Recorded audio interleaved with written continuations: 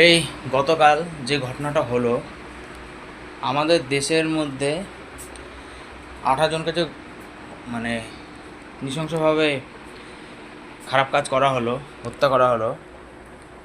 So এটা কখনোই ভারতীয় হিসেবে আমরা যতজন ভারতীয় আছি কখনো মেনে নেব না আর মানছি না। কারণ এই জঘন্য কাজ যারা করেছে তাদের তো ফাঁসি চাই, আর সাথে যারা এই জঘন্য কাজের সঙ্গে সাহায্য করেছে তাদের করতে তাদেরও ফাঁসি চাই।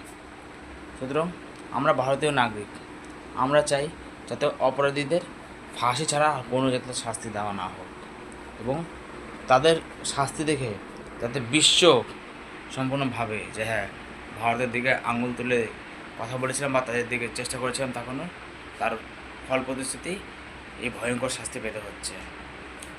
তো ভারতীয় হিসেবে আমি নিজে বলবো যে আমি আজ নয় কাল মরবো, সেটা ভালো করে জানি। কিন্তু তাই বলে এই যে যারা নিরপরাধ তাদেরকে যেভাবে হত্যাটা করা হলো সেটা কি কখনো ঠিক? কখনো ঠিক না। সুতরাং ভারতীয় হিসেবে আমার গর্জন ছিল, আছে আর থাকবে। ভারত মাতা কি জয়, জয় হিন্দ।